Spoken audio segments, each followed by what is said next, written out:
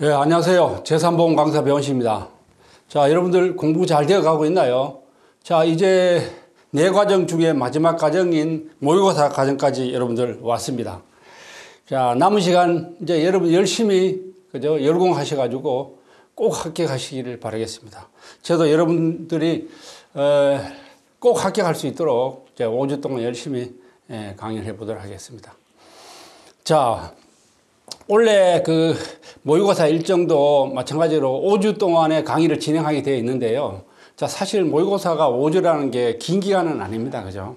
긴 기간은 아닌데, 옛날에는 모의고사를 7주 동안 했었습니다. 그럼 지금은 뭐 추세가 꼭 필요한 거, 수험생들도 꼭 필요한 것만 그 강의해주고 또 뭐 짧게 굵게 이렇게 해달라는 그 요구사항이 있어서 그런지 이제 학원까지 전체적으로 이제 5주 동안만 강의를 하고 있습니다. 자, 미리 양해를 좀 구할 게 있는데, 제 개인적인 사정으로 인해서, 2주 강의를 하고 1주는 잠깐 쉬었다가, 그래 진행을 하도록 하겠습니다. 그러면은, 다른 과목에 비해서 1주 동안 제 강의가 좀 늦어지는 편입니다. 그죠? 미리 양해를 좀 구하겠습니다. 자, 모의고사 1회 시험을 여러분 치셨는데 어떠셨나요? 시험이 어려웠나요? 아니면 뭐 좀 감이 잡히는 것 같아요?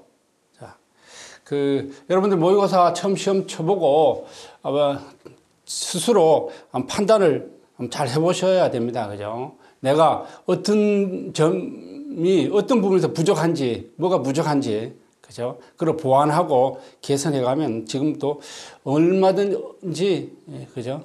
충분히 합격할 수 있습니다. 자, 모의고사 첫 해라서 난이도를 그렇게 높지도 않지만은 그렇다고 해서 난이도가 낮은 것도 아니에요. 아니고, 분량도 뭐, 기출 문제보다는 분량이 좀 적지는 않을 거예요. 그렇게 했는데도 불구하고 대부분의 수험생들이 시험을 잘 쳤습니다. 성적이 좋아요.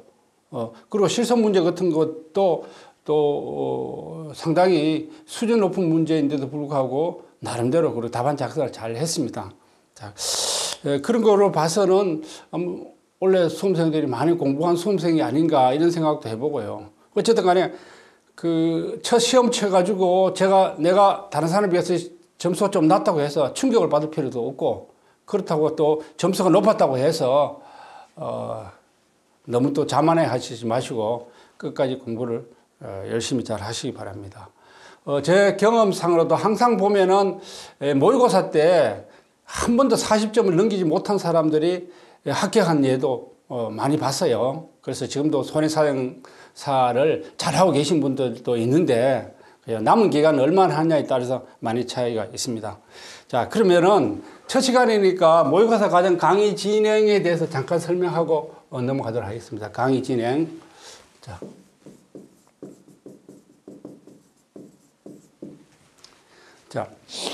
첫째는 모의고사 출제. 자, 5주 동안 모의고사를 5주밖에 시행하지 않기 때문에 선택과 집중을 할 거예요. 선택과 집중. 제가 항상 얘기하는 거죠. 표준약관, 실손, 장애에 매주 동안 풀어볼 거예요. 그죠? 매주 동안 풀어볼 테니까. 자, 선택과 집중은 설명을 여러 번 했으니까 꼭 잊어버리지 않도록. 두 번째. 자, 시험 범위 출제는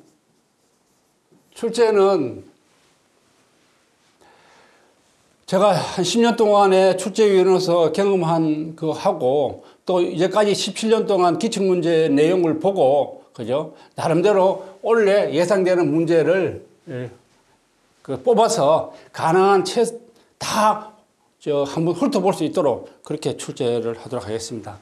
자, 난이도하고 양인데, 난이도는 기출 문제보다는 보통 한 110%에서 120% 좀 높은 걸로, 그죠? 자, 모든 강사들이 그 모의고사 과정을 별로 좋아하지 않습니다. 왜냐하면 시험 문제를 내야 되고, 또 채점을 해야 되고, 또 강의도 해야 되고, 또 문제를 잘못 냈거나 틀리면은 또 여러 가지 복잡한 일이 많고, 또 조금 잘못하면은 수험생들이 또 용서해 주지 않죠. 자, 이러다 보니까 이 모의고사 과정도 7주, 8주 하다가 5주까지 줄여든 이유도 그 원인 중에 하나가 있습니다. 그죠? 그래서 모의고사를 다 싫어하는데 저도 문제를 그냥 간단하게 출제를 하면 좋아요. 나도 편하고 채점도 편하고 좋은데 그러나 그거는 독이 되는 거죠. 여러분들한테 도움이 안 되는 거니까. 짧은 5주 동안에 제3보험에서 나올 만한 모든 문제를 테스트 해봐야 되기 때문에 그죠? 경우의 수를 많이 테스트 해가지고 틀려봐야 그걸 깨우치니까 그래야 나중에 실무하는 데도 도움이 되니까 좀 난이도는 기출 실제 문제보다는 좀 높게 또 양도 조금 그죠? 많이 한다는 거.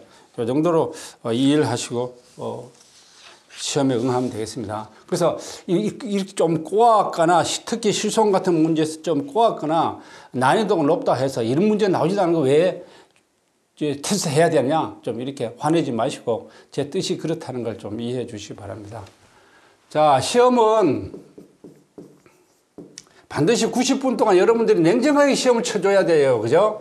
뭐 하다가 책 딱 봐버리고 그렇게 하지 말고 냉정하게 시험을 쳐가지고 스스로 자아 비판을 해봐야 돼. 평가를 해야 돼. 그죠? 아, 내가 지금 뭐가 부족하거나 뭐가 모자란다. 이렇게 해야 되는 거예요. 그죠?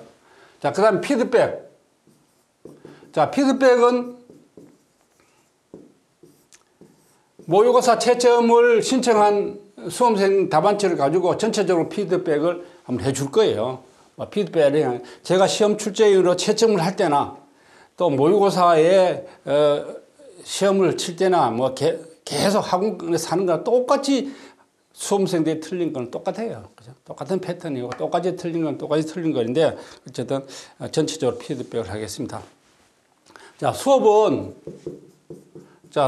여러분들 또 공부 방법이 여러분들이 첫째 90분 동안 문제를 풀어봤죠. 시험을 풀어보고 제가 문제를 약술 문제는 뭐 똑같은 얘기니까 약관을 그냥 쓰는 거니까 큰 문제가 없는데 실소이나 장애 계산 문제 풀 때는 여러분들이 문제풀이 과정에서 한 것처럼 그죠? 90분 동안 풀어보고 또 제가 강의하는 동안에도 같이 풀어보는 겁니다. 같이 문제를 풀어봐요. 그죠? 그러고 나서, 내가 풀어본 문제하고 강의 때 푼 문제하고 뭐가 차이가 있는지 비교해보고 내가 뭘 놓쳤는지 알아야 돼요. 그죠? 꼭 이걸 반복하도록. 자, 시험은 제가 왜 이런 얘기를 자꾸 계속 강조하느냐 하면은 시험은 내가 치는 거고 시험장에서 내 혼자 책도 안 보고 시험장에서 쳐야 되는 거예요. 그죠? 자기 주도 학습을 해야 되는 거지 뭐 대충 이래 하고 시험장 가서 절대 안 된다는 거죠. 그죠? 그러니까 혼자서 그죠? 꼭 풀어보고 또 다시 확인해보고 그래서 비교해 어떤 게 틀린 건지 보고 이렇게 해서 하라는 거죠. 꼭 잊어버리지 않도록. 눈으로 머리로 문제를 풀면 절대 안 된다는 거 잊어버리지 않도록. 자, 그리고 여러분들이 뭐 얘기를 하지 않아도 뭐 시험지 문제 같은 경우는 다 공유하고 그런 걸로 알고 있는데 그죠? 여러분 제가 강의를 듣는 수강생들한테 뭐라도 차별화를 시켜줘야 되는데 그 차별하는 방법이 뭐 강의를 듣는 사람과 안 듣는 사람의 차이 또를 가지고 차별할 수밖에 없는데 이런 문제에서 그죠? 이런 문제에서라도 여러분 조금이라도 시험지만 보고 그 공부하는 학생보다는 더 낫게 그죠? 직접 시간도 아낄 겸 강의를 들으면서 문제를 풀이를 하시기 바랍니다. 자, 그리고 참고로 공부 범위를 어디까지 해야 되느냐 이런 질문을 하시는 분이 있는데 즉 제3보험도 범위가 굉장히 넓어요. 그죠? 여기도 뭐 작년에 시험에 나온 의학 연구도 있고 또 뭐 제3보험의 판례나 분쟁 사례 같은 최근 판례나 분쟁 사례 같은 거 또 공부해야 되고 하려면 끝이 없죠. 근데 제 생각은 저도 고민을 많이 했는데 의학 연구나 분쟁 사례 같은 경우를 강의를 해야 되나 고민을 많이 했는데 또 한 2, 3년 전에는 분쟁 사례를 강의를 한 적도 있었어요. 한 적도 있었는데 해보니까 저는 별로 바람직하지 않다 이런 생각 판단을 해서 지금 올해는 안 했습니다. 지금 뭐냐 하면은 첫째는 우리가 대부분의 수험생들이 시간과 그죠? 머리가 내 능력이, 시간이 한정되어 있다, 그죠? 한정된 시간과 능력에 따라서 효율적으로 공부해야 되잖아요, 그죠? 한정되어 있다. 그러니까 범위를, 뭐, 10년 뒤에 시험 치는 거 아니고 범위를 무조건 넓힐 수는 없다는 거죠. 시간과 머리에 한정이 되어 있다는 거. 그 다음에 두 번째는. 자, 우리가 100% 나오는 표준 약관이나 실손, 장애 문제도 다 알지도 못하면서 나올지 안 나올지도 모르는 이 문제에 또 시간을 허비할 필요가 뭐가 있냐는 거죠. 그죠? 그래서 이거라도 하고 나서, 그죠? 그 다음에, 자, 우리 수험생들, 제 강의 듣는 수험생이 대부분의 거의 뭐 99%는 합격이 목적이다. 그죠? 합격.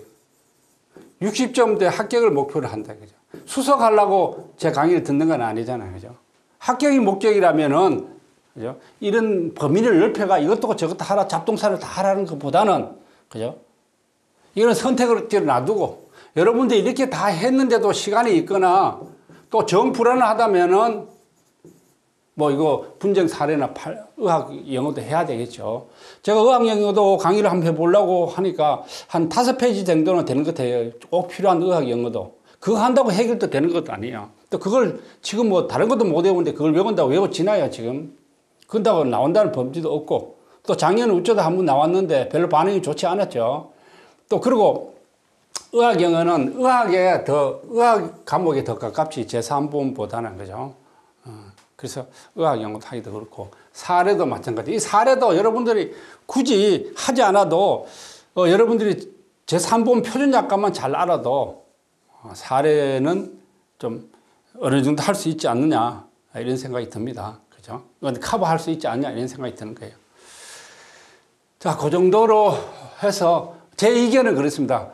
자, 일단은 이런 문제 때문에 선택과 집중해서 공부하고, 시간이 있거나 도저히 불안하는 사람은 뭐 선택으로 의학 영어나 또 판례 이런 것도 좀 보시기 바랍니다.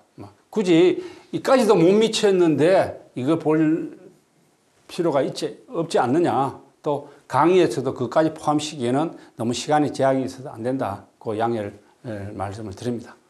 자, 그러면은 피드백을 한번 보도록 하겠습니다. 그죠? 전체 피드백을 한번. 자, 전체 피드백 한번 해보도록 할게요. 자, 이번에 모의고사가 아까 전에 얘기했지만 난이도가 높은 건 아니지만 그렇다고 해서 아무거나 뭐 누구든지 다 쓸 수 있는 그런 낮은 것 아니다.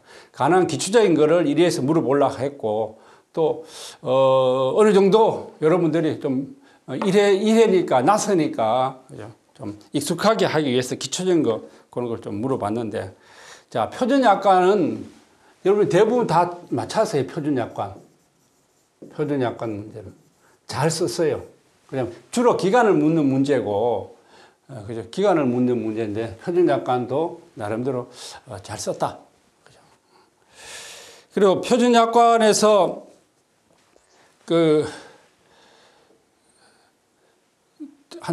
지금 표준약관이 46개 조항이죠. 6개 조항 중에서 그 중요한 조항이 한 30개 정도는 될 것 같은데, 그죠? 25개에서 한 30개 정도 될 것 같은데, 매주 표준약관에서 배운 거는 꼭 그 주에 정리 다 하시기 바랍니다. 그죠? 정리 꼭 다 하시기 바랍니다. 자, 표준약관도 잘 썼고, 그 다음 실선 문제도, 항상 얘기하자면 실선 문제는 본인 부담금 상한제하고 자기 부담금 한도하고 보상 한도, 면책 그룹이 이 네 가지 문제 말고는 없잖아요. 그죠? 요걸 골고루 섞어가지고 했는데, 물론 틀린 건 늘 틀린 거예요. 본인 부담 상한제라든가 이런 거에 대한 개념이 정확하지 않아가지고, 틀리긴 틀렸는데, 그래도 대부분 수험생들이 나름대로 끄적거리고 잘 썼어요. 그죠? 손해사정사 시험도 이제 오래되다 보니까 초기하고 틀려가지고, 시험 답안 작성 요령이나 이런 거는 많이 좋아졌어요. 그죠? 좋아졌다. 자, 실선 문제도 그렇고, 그 다음에 장애 문제는 제가 사례식으로 문제를 내려 하다가 장애 문제에 그 지급률을 알면 80~90%잖아요. 그죠? 최근의 추세는 장애가 지급률을 주지 않아요. 지급률을 주지 않고 시험에 출제하다 보니까 지급률이 이 장애의 시험에 7, 80% 양이 되는 거예요. 지급률을 다 외우면 더 이상 뭐 할 게 없잖아요. 그죠? 지급률 외울 정도 되면은 작년은 다 끝난 거예요. 그죠? 그런데도 불구하고 거의 다 맞춘, 거의 뭐 14개 중에 12개, 뭐 13개 이렇게 맞춘 학생들도 있었어요. 그럼 작년 지급률을 다 외웠다는 거지. 다 외웠다는 거지. 표준약관도 시험을 잘 쳤다는 것은 요번에 물어본 몇 개의 조항에 대해서 시험을 잘 쳤다는 것은 다른 조항도 어느 정도 잘 알고 있었다는 거고, 요것도 잘했다는 건 기본적인 건 알 수 있었다는 거고, 장애도 마찬가지. 그죠? 그죠? 아, 공부 수준이 어느 정도 되었구나. 이렇게 생각이 됩니다. 그 다음에 마지막으로 KCD 물어봤는데, 요 KCD 문제도 개별 약관에 있는 악성 신생물 분류표 밑에 주에 있는 조항이에요. 사실 실무에서는 중요한 얘기고, 한 2년 전부터 그 모든 약관에 들어간 내용인데, 뭐, 나름대로 중요한 내용에서 한번 나올 법도 해서 냈는데, 뭐, 무슨 얘기를, 알고 시험을 친 사람, 출제자의 의도를 파악한 사람이 있는 반면에 전혀 파악하지 못한 사람, 이렇게 좀 크게 구분이 되는 것 같아요. 자, 그 정도로, 전체적인 피드백을 한번 해드리고, 자, 그 다음에 개별적으로 한번 보도록 할게요. 자, 지금, 자, 우리가 시험을 칠 때 항상 시간은 90분이잖아요. 그죠? 90분에 정리되어 있는데, 이 시간 배분을 어떻게 할 것이냐. 어떤 사람은 앞에 5점, 뭐 10점짜리 열심히 다 풀다가 뒤에 20점, 30점짜리 나오면은 시간이 없어 헛거리다 못 푸는 게 이런 경우. 이게 가장 시험에서 나쁜 습관이죠. 그죠? 항상 시간 배분을 90분이라는 시간이 한정되어 있기 때문에 항상 배점하고 출제자의 그 쓰라는 의도, 요걸 감안해서 시간을 배분해야 되겠죠. 시간을 배분해 달라. 자, 여기 문제 1번 같은 경우는 어떻게 되어 있었나요? 자, 문제 1번은 자, 아래 계약 상미 2, 3월 또 달력을 보고 질문에 각 답하라 그랬는데 이게 16점으로 8개를 내놨는데 하나 2점이에요. 그럼 2점짜리 같으면 2점만큼은 써야 되죠. 어떤 경우는 2점에서 쓸 게 많으면은 뭐 더 많이 써야 되지만은 그 2점답게 써야 되죠. 그죠? 그런데 여기에 뭐 약관상 규정, 뭐 사안의 적용, 뭐 이렇게까지 쓸 필요는 없지 않느냐. 그죠? 쓸 필요는 없지 않느냐. 그걸 한번 설명드린. 자, 시간이랑 항상 제약이 있기 때문에 그 시간의 범위 내에 하려면, 그 배분을 잘 해라. 그 얘기를 설명드리는 거예요. 설명드린 거다. 그 다음에, 표준 약관에서 뭐, 1회 5번 문제 같은 경우, 약관상 지급기일에 지급하지 못하는 경우 수익자한테 그 안내될 내용을 써라. 그러면 뭐요? 1번, 지급하지 못하는 사유. 그죠? 그 다음에 지연 사유죠. 지연 사유. 그 다음에 지급 예정일. 그 다음에 가지급 제도라는 게 있으니까 요걸 활용하라. 요런 걸 쓰라고 그랬는데, 그럼 이왕이면은 1, 2, 3, 뭐 종이도 10장 많이 주는데 이렇게 쓰는 게 낫잖아요. 그런데 어떤 사람은 지급 사유, 뭐 지급 예정일, 뭐 이렇게 써놔버려요. 그죠? 자, 이거는 항상 얘기하지만은 모든 문제에 마찬가지예요. 시험을 채점하다 보면은 이게 더 점수에 많이 아는 것고 눈에 띄고 잘 들어오는 거지 이렇게 쓰는 것보다는. 그죠? 또 채점자 스트레스 받게 하는 거예요. 이러면 1, 2, 3 써놨으니까 모범 답안에도 1, 2, 3이 있으니까 동그라미 하고 넘어가는데 이거 뭐 이렇게 놓으면 읽어봐야 되고 이렇게 불편하다. 자, 채점자를 스트레스 받게 하면 안 돼요. 그죠? 채점을 해보면은 보통 뭐 새벽 2시 뭐 이렇게까지 채점을 하는데 스트레스 많이 받거든요. 100개 나오거나 억수로 시험을 잘 쳐가 척 보면서 동그라미 한 사람, 또 백지 나온 사람이 제일 기분 좋죠. 복잡하게 쓰는 사람 제일 싫어하는 거예요. 스트레스 받으면 더 꼼꼼히 보면은 철저히 따져가지고 점수를 매길 수밖에 없는 거예요. 그렇죠? 자, 그 다음에 글씨를 좀 크게 해서 글씨 크게. 글씨를 너무 작으신 분들은 좀 크게 하시고, 그 다음에 자, 어떤 사람은 모르는 내용도 되게 아는 것처럼 우리 사람도 말할 때도 그렇잖아요. 모르는데도 되게 아는 것처럼, 사실 모르면서 아는 것처럼 떠드는 사람이 있고, 대신에 알면서도 말을 아껴가지고 모르는 사람처럼 해요. 질문을 잘 안 하니까, 답을 잘 안 하니까. 그 시험에서는요, 이게 훨씬 더 낫죠. 뭐라도 써야 줄 거 아니야, 점수를. 뭐라도 써야 점수를 줄 거 아니에요. 그죠? 모르는 내용이라도 아는 것처럼 해야 되지. 어떤 사람은 이런 경우가 많아, 이런 사람이 많아. 알면서도 모르는 사람처럼. 그죠? 알면서도 모르는 사람처럼 이렇게는. 자, 예를 들어서 장래 지급률을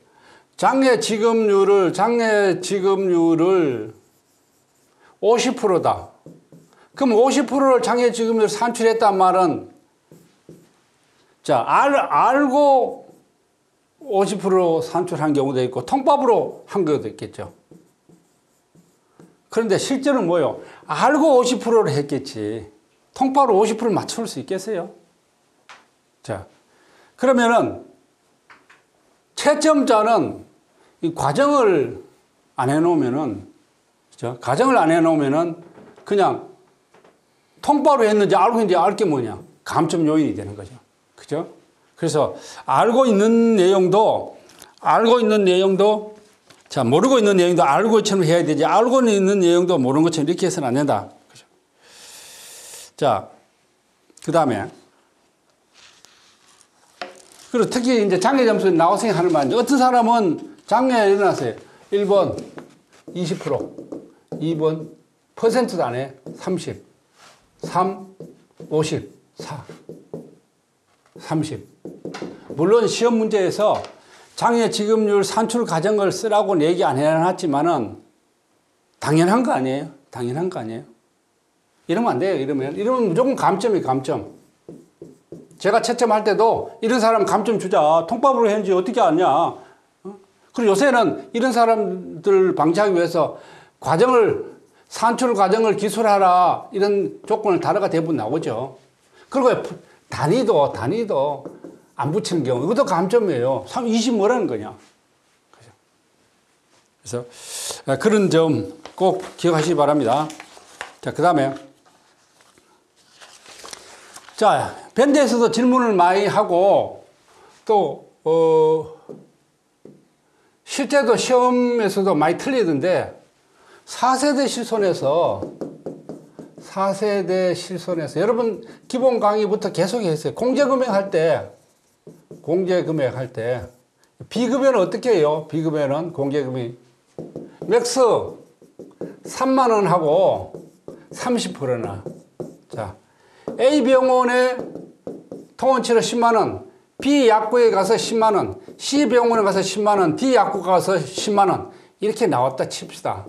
그죠? 이러면 뭐 공제금액이 어떻게 돼요? 동일 질병으로 A병원, B약국, C병원, D약국 동일 질병을 갖다 하더라도, 그러면 뭐 공제금액이 3만원에다가 40만원 곱하기 30%. 이렇게 하는 거죠.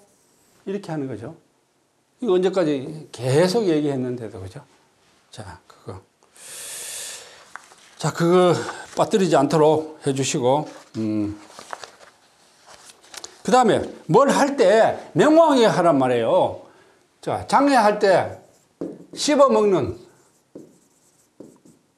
기능 장애. 그 다음, 말하는 기능 장애. 뭐 1년, 2년이니까 진단 유보. 이렇게 해서 끝내놨어요. 안 그러면 이런 것도 안 써 끝내라. 율이 없어. 그러면 채점하는 사람이 더 해가지고 채점하라고? 안 해줘요. 그죠? 이 사람 모르는 게 아니잖아. 알죠? 시간이 부족해서 점검을 못했거나 착각한 거죠. 지급률이 없는 시험지가 굉장히 많아요. 자, 그런 일이 없도록 하시기 바랍니다. 자, 그 다음에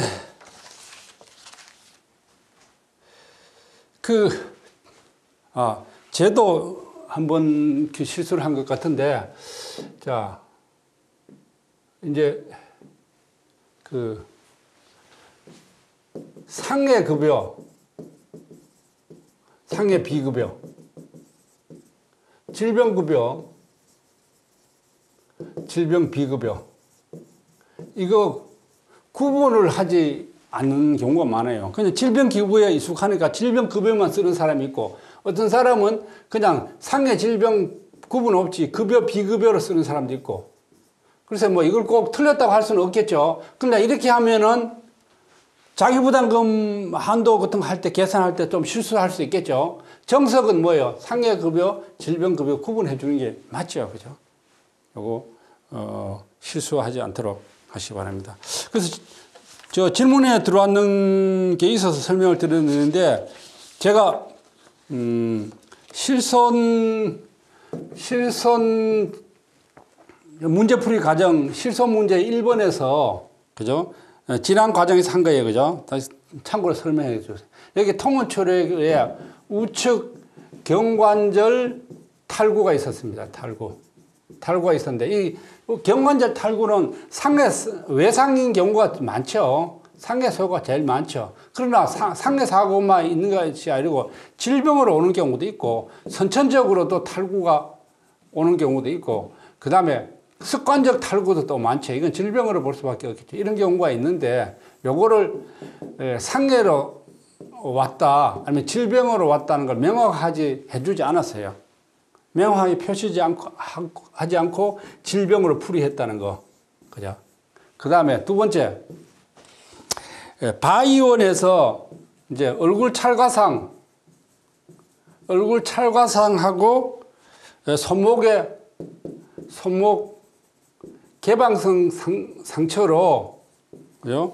통원 치료하고 혈청주사 맞았다. 시험 해본 사람 기억나죠? 혈청주사 맞았다. 이렇게 상해사고 조건에서는 상해사고라고 표시를 했어요. 그죠? 조건에서 상해로 인해서 이런 걸 받았다. 그래서 혈청주 예방주사를 맞았는데, 이게 실손에서 보상이 되냐 안 되냐 그걸 물어보는 문제였는데, 이걸 강의할 때 문제풀이 할 때는 상해급여, 상해 비급여 하지 않고 질병급여, 질병 비급여를 이렇게 풀이했더라고. 그죠? 잘못된 거죠. 그죠? 이런 거는 여러분들이 이렇게 보시고, 이게 실수했구나. 저도 뭐 실수 안 할 수가 있습니까? 뭐 몇 번 봐도 실수하고 실수 많아요. 그죠? 많은데 그런 거는 좀 그런 식으로 좀 이해를 해 주시기 바랍니다. 자, 그렇게 하시고.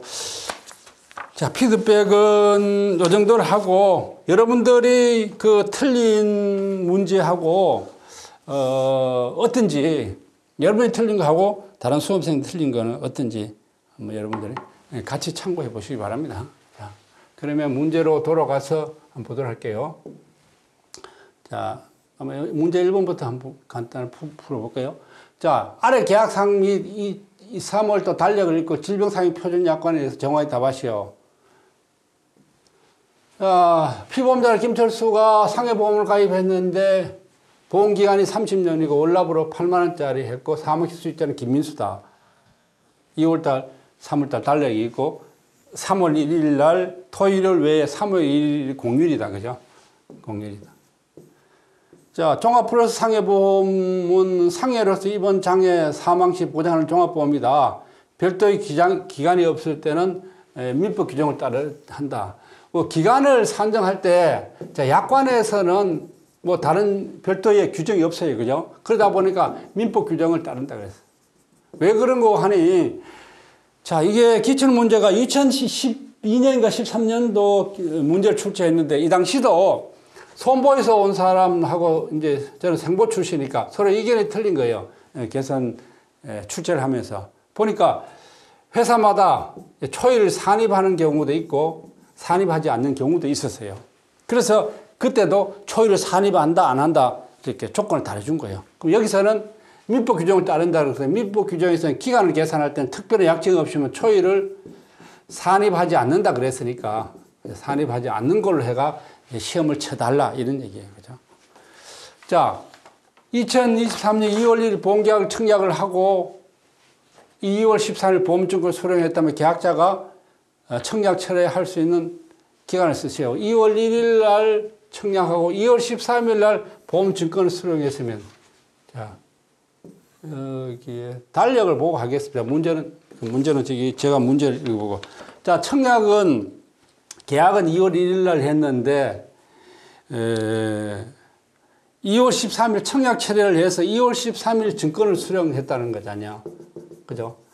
보험 청약 철회는 어떻게 되어 있어요? 계약한 날로부터 청약한 날로부터 30일, 청약한 날로부터 30일 이내에 청약 처리할 수 있고, 증권을 받은 날부터 15일 이내에 청약 처리할 수 있잖아요. 그죠? 뭐 초일 불산입해서 15일 하면 플러스 15일이면 28일이겠네. 그죠? 28일까지는 청약 처리할 수 있다. 이런 뜻이겠죠. 그죠? 초일 불산입으로. 청약한 날부터 30일 이내, 보험증권을 발행한 날부터 15일 이내 청약 처리하니까 2월 28일 청약 처리된다. 두 번째. 자, 초회보험료를 현금으로 납부하고 위에 계약을 청약한 후에 사정이 있어가 2월 10일 청약처를 접수했으나 2월 10일 날 청약처를 접수했으나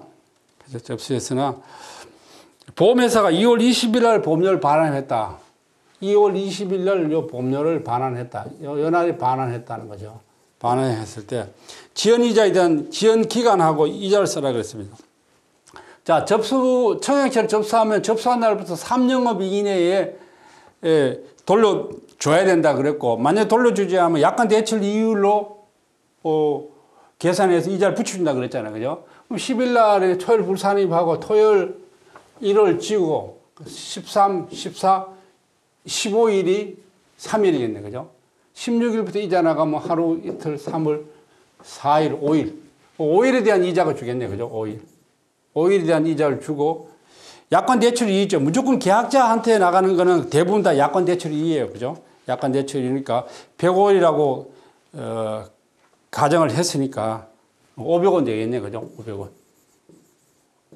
5일에다가 500원. 이렇게 하면 되겠네. 지우개를 한 번 더 지우고. 그죠? 자, 그 다음에 세 번째. 청약 시 이미 보험금 지급 사유가 발생한 경우 해당 보험 사고의 보장에 대해서라. 이는 뭐예요? 청약 철회하고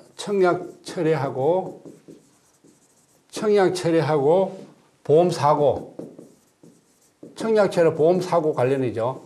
만약에 보험 계약자가 보험 사고 발생한 걸 알고 청약 철회를 하면은, 모르고 청약 철회를 할 때는 약관이 어떻게 되어 있어요? 청약 철회는 효력이 발생하지 않는다 그랬으니까 청약 철회는 인정하지 않고 보장해 준다는 거고, 이걸 써라는 거죠. 뭐 약관에 없는 내용이지만 알고 청약 철회한 경우는 자기가 알고 됐으니까 권리를 포기하는 거잖아. 그죠? 포기하는 거니까 보장도 못 받는다. 뭐 이런 거 써줘도 좋고 안 써도 좋습니다. 그다음 5번에 자, 피보험자 김철수가 4번에 교통사고로 5일간 입원 치료 후에 보험회사를 방문해서 2월 27일 날 입원서를 접수했다. 2월 27일 날 요걸 청구서를 접수했다. 그죠? 그 약관상 지급기일은 3년 이내에 한다고 했잖아요. 그죠? 뭐 하루, 이틀, 3일에 3월 3일까지 약관상 지급기일이 되겠네. 그죠? 3월 3일까지 돈 줘라. 그죠? A보험회사가 지급기일 이내에 보험금을 지급하지 못할 경우 수익자한테 통보해야 될 사유, 구체적인 지연 사유. 자, 요거는 한번 보고 넘어가 볼까요? 자, 약관 이게 나온 김에 뭐 작년이니까 저작년에 시험 나왔으니까 약관 8조 보험금 지급 절차. 자, 요거는 나왔으니까 안 나오는데 하도 자주 나오니까 뭐 그걸 떠나서 표준 약관은 시험 출제가 안 되고 떠나서 서로 이제 비교가 해야, 그죠? 항상 얘기했지만은 자, 1조가 시험에 나왔다 하더라도 2조랑 헷갈릴 수 있기 때문에 1조도 알아놔야 된다. 그렇고 중요한 사항이 또 자주 나올 수 있는 거니까 3년 만에 한 번씩 나오는 경우도 있으니까, 그죠? 대부분 알아놔야 된다. 이렇게 생각하면 되겠습니다. 자, 보험사고 발생 나서 보험금 청구서를 접수하면은 3영업일 이내에 보험금을 지급해야 되고, 자, 이때는 보험금 접수할 때는 자, 접수증 교부하고, 그 다음에 안내를 해야 되죠. 문자로 접수됐다고 안내를 해줘야 되고, 그리고 접수하고 나서 3영업일 이내에 지급돼야 되고, 3영업일 이내에 지급이 안 될 때는 30영업일 이내에 돈 주라 그랬어요. 그죠? 요때는 첫째, 요걸 써라는 거죠. 지급이 지연 사유, 왜 돈을 못 주는지 이유. 그 다음에 지급 예정일, 언제 정도 줄겠다는 지급 예정일. 세 번째, 가지급 제도라는 게 있다. 가지급 제도는 활용하려면 하라. 예상하는 보험금의 50%는 미리 줄 수 있다. 요걸 안내해 주라는 거죠. 요걸 쓰라는 답이 없고, 그죠? 자, 만약에 30영업일을 지급해야 되는데도 불구하고 30영업일을 초과하는 경우, 그죠? 초과해야 되는 경우. 이런 경우는 6가지 있다 그랬죠. 이걸 시험에 한 2번 나왔어요. 그죠? 소송 중인 거, 또 분쟁 중인 거, 수사 중인 계약. 그 다음에 제3의 의료기관, 제3의 의료기관에 가서 서로 장애나 뭐 암 진단에 대해서 제3 의료기관에 가서 다시 해보기 한 경우. 그 다음에 수익자의 협조를 거부한 경우. 협조 거부. 그 다음에 6번째는 해외 사고. 자, 이것도 제가 말하면서 강의 시간에 이렇게 하더라도 여러분이 답안을 쓸 때는 소송 요리하면 안 돼요. 약관에 있는 것처럼 소송 중인 계약, 분쟁 조정 중인 계약, 뭐 이렇게, 왜요? 수사가 진행 중인 계약. 이렇게 풀 센텐스로 문장을 써야 되지, 이런 식으로 써놓으면 안 돼요. 그죠? 자, 약간, 그 다음에 또 뭐 있나요? 만약에 협조 거부로 지연될 때는 지연이자를 주지 않는다. 지연이자를 주지 않는다. 뭐, 이런 거. 안내장을 통보해야 된다. 이런 얘기 있는 거죠. 그 정도를 하고. 자, 그 다음에, 제 8조, 약관 8조는 꼭 정리하시기 바랍니다. 그 6번은, 만약 A 손해보험회사가 2월 27일 날 접수해가지고 3월 10일 날 돈 줬다면은, 2월 27일 날 접수해가지고, 그죠? 2월 27일 날 접수해가지고, 3월 10일 날 돈을 줬다면은, 하루, 이틀, 3일, 이때까지는 지연이 안 생기고, 이때부터 하루, 이틀, 사흘, 4일, 5일, 6일, 7일이겠죠. 그죠? 7일간의 이자가 생기는 거고, 7일간의 약관 대출 이율이죠. 약관 대출이 1,000원이라고 그랬으니까 7,000원 되겠네. 그죠? 7,000원. 자, 그 다음에 7번. 3월도 보험료를 3월 1일까지, 원래 계약이 이제 2월 1일이니까 3월 1일까지 보험료를 납부해야 되죠. 납부길이죠. 보면. 3월 2일 날 납부해야 되는데, 보험료 납입 연체 사실을 납부하지 않아가 연체 사실을 3월 13일까지 실효예고 통보를 한 거죠. 그죠? 여기에 당신 보험료 납부 안 됐다. 이렇게 실효예고 통보를 한 거죠. 그 통보했을 때 계약 해지는 언제까지 할 수 있나? 자, 1년 이상, 아까 전에 30년짜리 계약이라고 그랬어요. 그죠? 1년 이상 계약은 14일간의 예고 기간을 주고 그 다음에 계약을 해지할 수 있다 그랬어요. 그러면 1일, 2일, 3일, 4일, 5일, 6일, 7일, 8일, 9일, 10일, 11, 12, 13, 14. 결과 2월 28일 날부터 보험회사가 해지할 수 있는 거죠. 실무하고 얘기는 틀린 거죠. 실제는 뭐예요? 실무는 뭐예요? 3월달 보험료 안 내면 4월까지 위해를 주고, 4월달에도 보험료를 안 내면은 4월 1일 날 계약을 해지해야 되는데, 그때까지 실효예고 통보를 하면 너무 할 사람이 너무 많고 돈도 많이 드니까, 그때야 뭐예요? 콜센터에서 전화해가지고 보험료 안 냈다, 지금이라도 내면은 실효 안 시킨 걸 하고 처리해 줄게, 이렇게 하는 거죠. 그래서 전화 연결이 안 되면 그때야 등기 등본을 보내는 거죠. 뭐 이렇게 하는 게 지금 대부분 회사의 추세인데, 약관대로 하면은 이렇다는 거죠. 그죠? 이렇다는 거. 그래서 여기서 날짜는 거 14일 이내, 1년 이상 계약은 14일, 1년 미만 계약은 7일 이내에 실효예고 통보를 통보하고 나서 7일 이내에 계약을 해지할 수 있다는 거. 그 다음에 약관의 규정하고 납입 최고와 관련해서 납입 최고 방법. 자, 전화. 납입 최고 방법 전화. 그럼 녹취죠.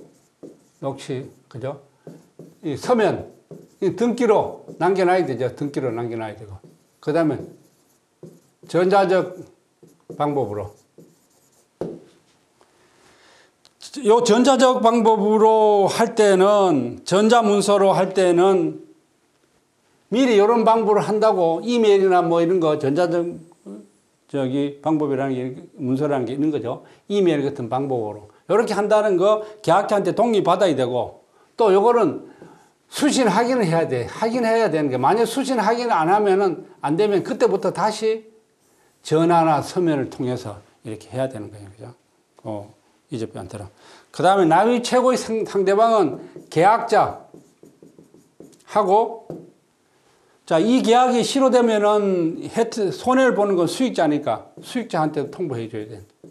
단지 수익자가 지정 수익자한테는 통보해 주지만 상속일이 되면은 어떻게 알아요? 그죠? 상속인 경우는 통보해 주지 못하는 거죠. 수익자가 지정 수익자 할 때 그 상대방 통보해야 된다. 그러니까 여기는 이영희하고 김문수, 아들 김문수한테 통보해야 되는 거죠. 그 다음 납입 최고의 내용. 자, 납입 최고의 내용. 첫째, 당시 보험료가 지금 3월 2일 날 납부해야 되는데 안 냈다. 만약에 이때까지도 안 내면은, 27일까지도 안 내면 계약 실효된다는 거. 실효되면은 보장도 못 받고, 또 계약 해지 환급이 지급될 것이고, 해지 환급 지급할 때는 약관 대출 같은 게 있으면은 그저 공제하고 준다. 자, 이렇게 해야 되겠죠. 요런 내용을 써야 되겠죠. 자, 그럼 1번까지 풀고 시간이 많이 됐네요. 자, 2번 문제는 잠깐 쉬었다 하도록 하겠습니다.